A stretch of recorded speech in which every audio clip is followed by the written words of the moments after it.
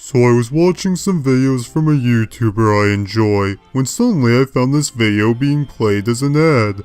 And I gotta say, it's nice that YouTube is providing me with material for future videos while I enjoy other people's content. In any case, let's begin.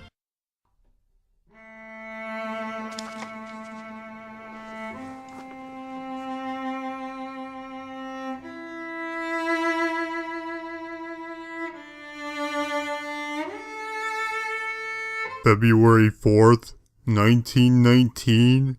This video was uploaded on June 22nd, 2017. In less than 2 years, that letter will be a century old.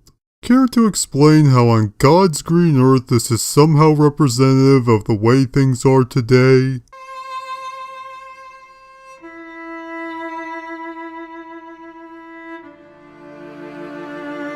It's one thing to bring up documents that predate your own birth as a reflection of how awful today's society is, but the fact that you're showing us female engineers while you try to showcase this shows one of the worst cases of irony I've ever seen.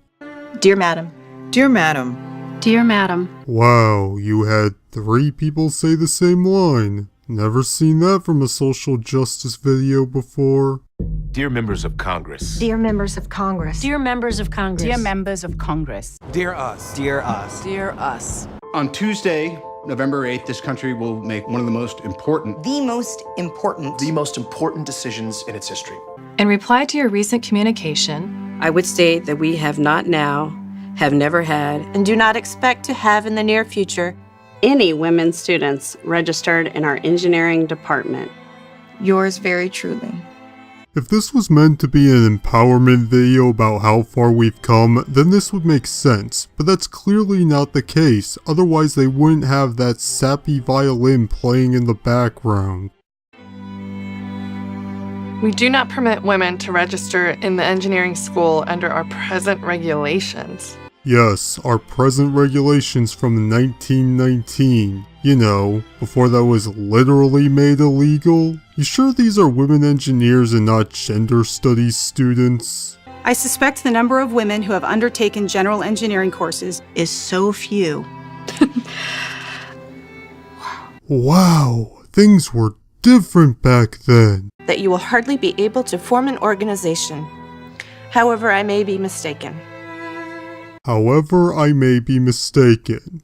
So in other words, the guy who wrote this letter almost a century ago that you've cherry-picked for the sake of your propaganda wasn't even 100% certain of his own sexist convictions. That alone should tell you how idiotic this propaganda piece is. While we cannot legally register women in the college, there is nothing to prevent our admitting them as visitors. So the only thing that kept this particular college from enrolling women was the fact that it was illegal at the time? If that's the case, these people might not have even been sexist, and might have just been held back by the law. That should really tell you something about today's society where it's now illegal to not enroll someone based on their sex.